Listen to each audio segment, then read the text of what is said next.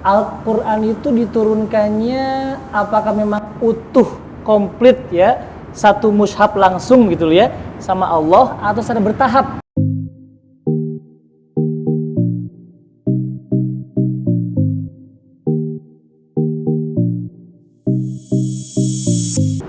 Assalamualaikum Pribadians, kembali lagi di Ruang Pribadi. Kali ini Ruang Pribadi spesial bulan Ramadan. Nah, di Ruang Pribadi kali ini kita sudah kedatangan tamu spesial, yaitu Pak Hengki, salah satu guru terkece dan guru terfamous di Sekolah Pribadi Bandung. Nah, Pak Hengki, kira-kira bagaimana nih Pak kabarnya selama bulan pandemi ini, di bulan puasa ini, gimana kabarnya? Alhamdulillah Abdul, banyak sehat, alhamdulillah. Gimana tuh sehat? Alhamdulillah Pak. Masya Allah. Kita lama nggak jumpa dulu ya. Iya Pak, betul. Karena mungkin lama di rumah, belajar dari rumah dulu ya. Iya. Tapi lancar ya, dulu semuanya? Alhamdulillah lancar Pak. Baik. Nah begini Pak, sebentar lagi kan kita akan menghadapi bulan yang penuh berkah, yang paling penting salah satunya yaitu Nuzulul Quran ya Pak. Ya.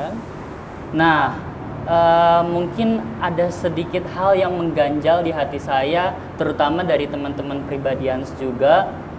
Mungkin ada yang salah satu dari teman-teman ada yang ingin ditanyakan juga, berkenaan tentang bagaimana sih Pak sejarah diturunkannya Al-Quran itu pada Nuzulul Quran, atau ketika penurunan Al-Quran itu diturunkannya secara bertahap atau secara langsung oleh Allah Subhanahu wa Ta'ala itu. Mungkin Pak Hengki bisa menjelaskan kepada teman-teman Pribadians ini. Baik. Terima kasih Abdul pertanyaannya, Masya Allah ya.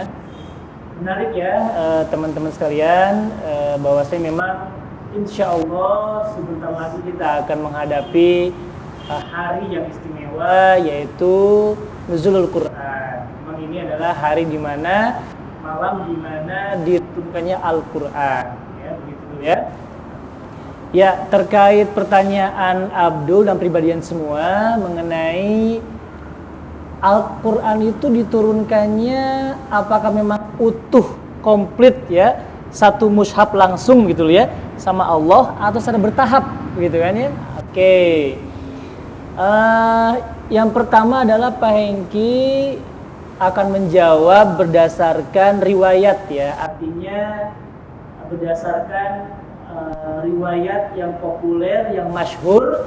Ini tentu didukung oleh para ulama yang banyak begitu, bahwasanya Al-Quran itu diturunkan yang pertama itu secara komplit, secara utuh, baik jumlah maupun bentuknya ya, oleh Allah Subhanahu wa Ta'ala. Dari mana? Dari Lauhul Mahfuz turun ke Sama'ud Dunya, langit dunia. Nah, baru selanjutnya setelah semuanya terkumpul gitu ya, diturunkan oleh Allah Subhanahu wa Ta'ala semuanya, baru dari langit dunia ke bumi. Tetapi dari langit dunia itu ke bumi itu secara bertahap turunnya ya, kepada Nabi Muhammad SAW melalui malaikat Jibril alaihi salam. Di mana dulu? Tempatnya? Di Gua Hira.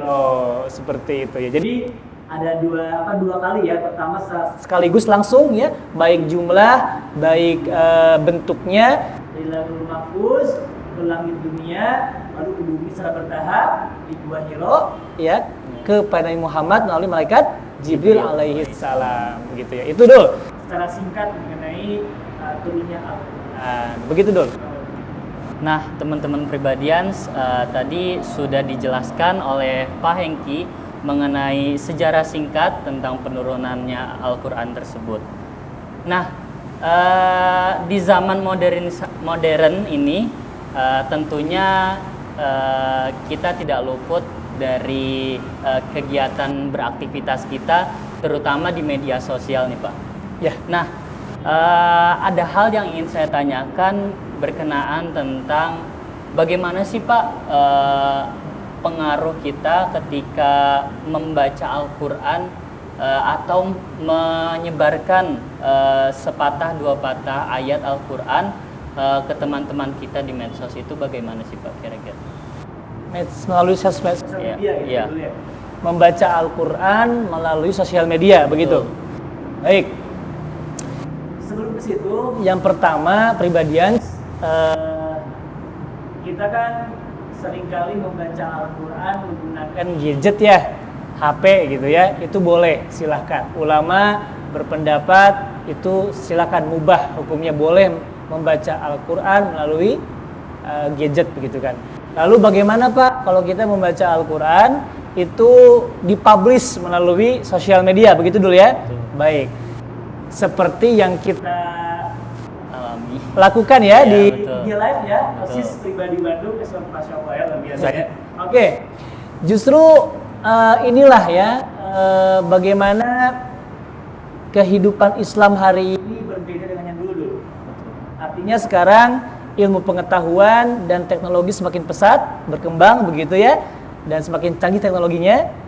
Hadirnya sosial media itu merupakan teknologi informasi komunikasi yang memang harus kita apresiasi dan harus kita gunakan kepada hal-hal yang bermanfaat. Jika memang syiar dakwah diperlukan melalui teknologi informasi komunikasi sosial media, kenapa tidak? Di situ bagus, ya. Semakin banyak orang tahu tentang Islam, tentang agama Islam, tentang ajaran Islam, itu semakin lebar, semakin besar, semakin luas, ya, bagaimana orang-orang bisa memahami Islam itu sendiri. Salah satunya membaca Al-Quran di Ramadan melalui IG Live itu bagus.